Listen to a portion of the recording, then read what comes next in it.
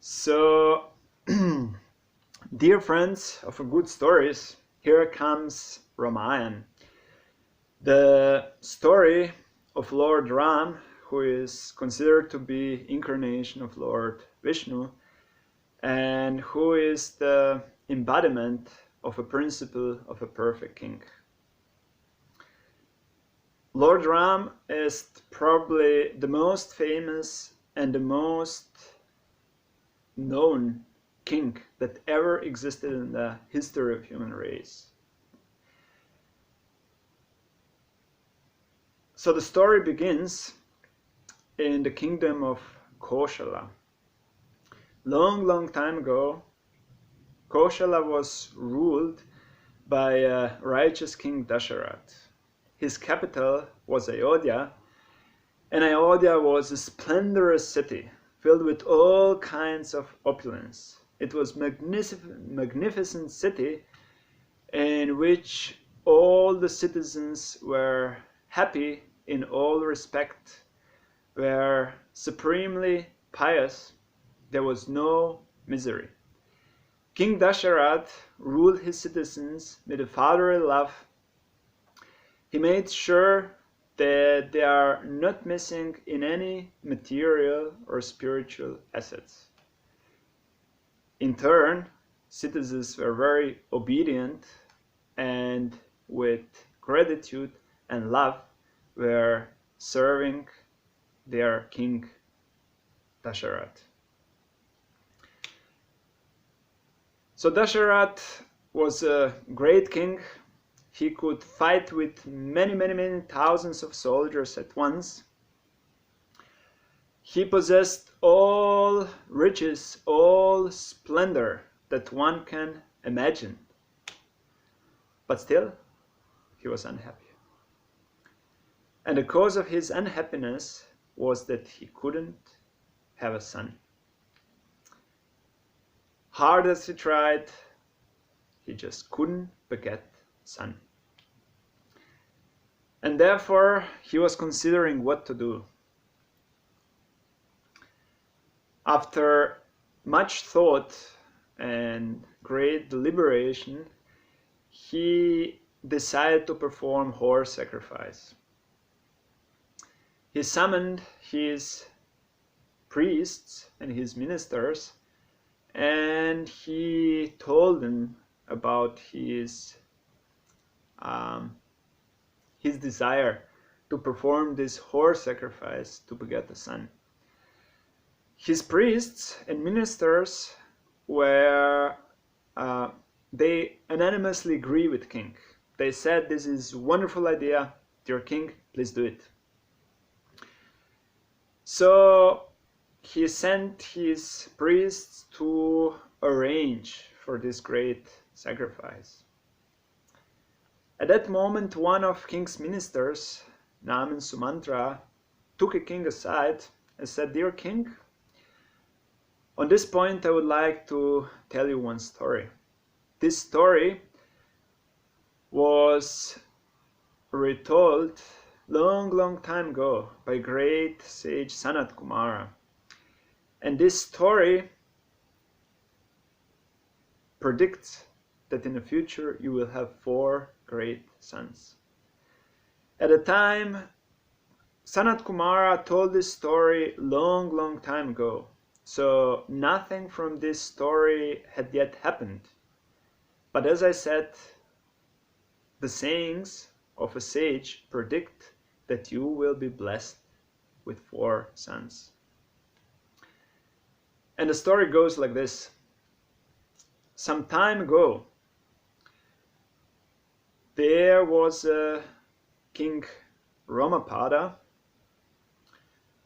who was a very good king, but somehow or other there was at one point of time great drought in his kingdom. So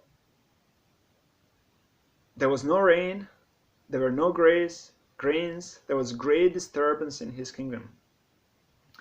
And his Ramapada was thinking, what's going on here? He was very disturbed. He knew that these happenings must be a result of some mistake on his side.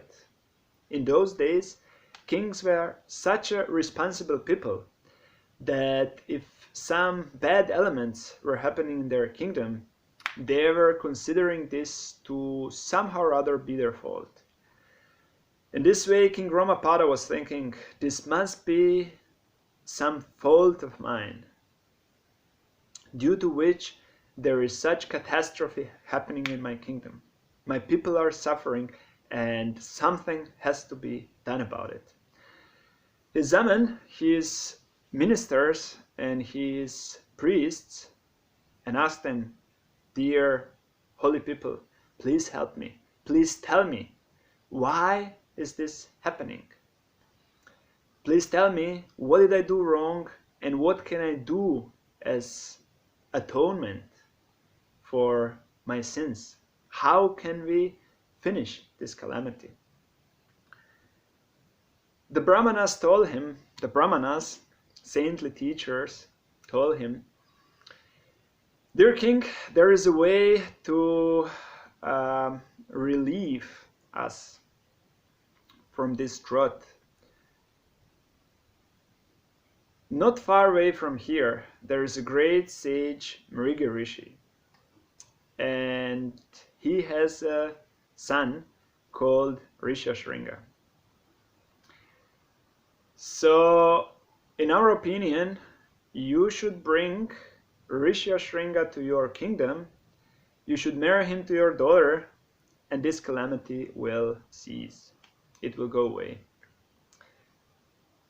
When king heard it, he said, well, what we are waiting for, please just bring him here. But the Brahmana said, no, this is not so easy.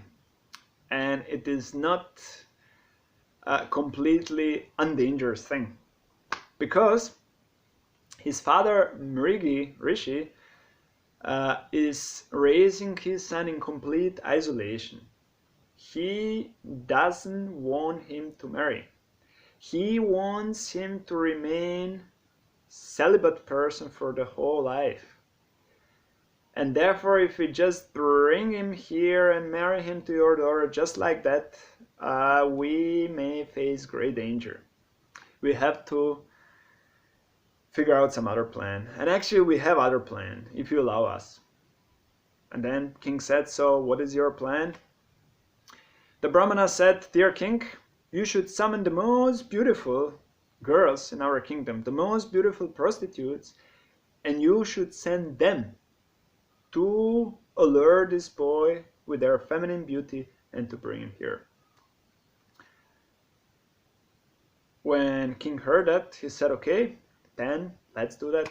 He summoned the most beautiful prostitutes and he appointed them a task. He said, beautiful girls, I have a request to you. Please bring young sage Risyasringa in our kingdom in the best way you can. He explained them all the details, all the intricacies of the subject. He explained them about Mrigi Rishi, about how father doesn't want to let his son go, and he asked him to find ways to do it. These prostitutes were very intelligent girls. They knew how to do these things. They said, dear king, we will do our best. So they gathered together, they sat on a boat and went along the river to the place where Risyasringa and his father were living. They stopped near to the place where Risyasringa was having home, and they set their camp there. And they were waiting for an opportune moment.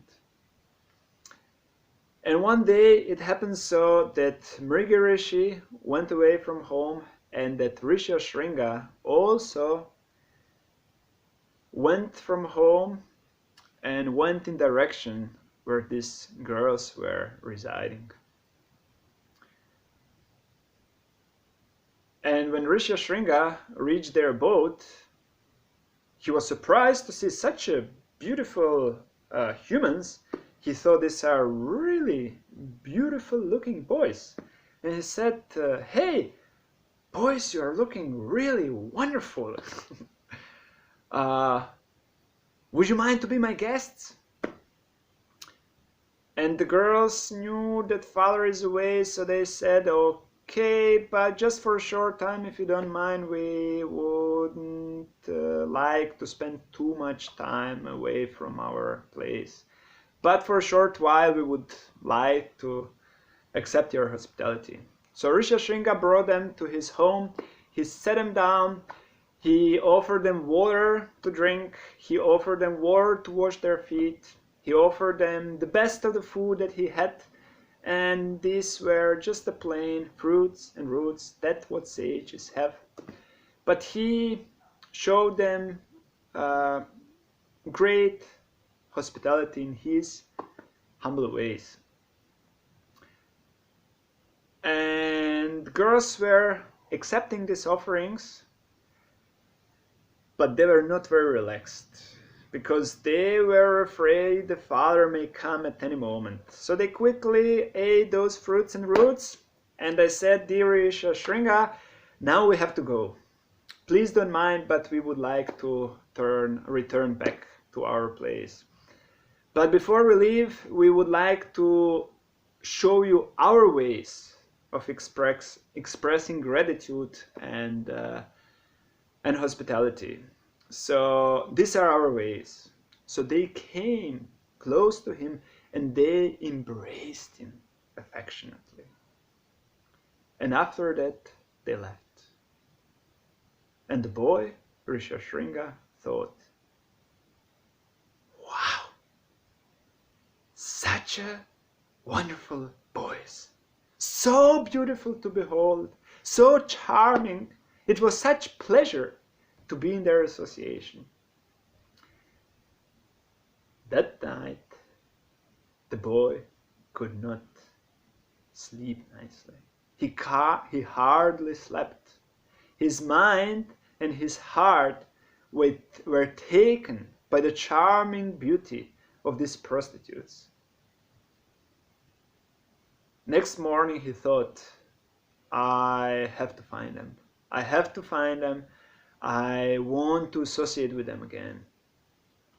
So he went away from home. He went to the place where these girls were residing.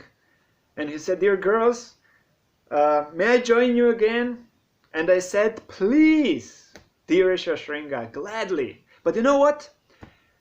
The place that we reside here, this is not our real home.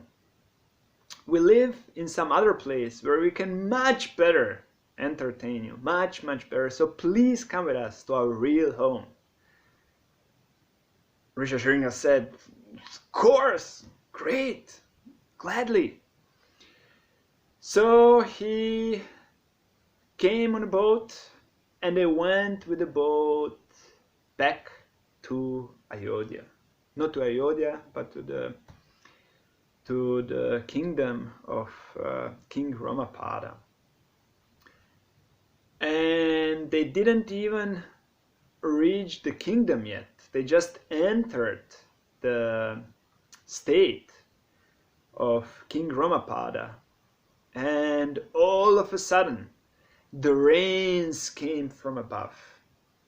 It was sufficient that the holy boy sage just comes to Ramapada state, and King Indra was already delivering the rains. So in this way, the boy was presented through king.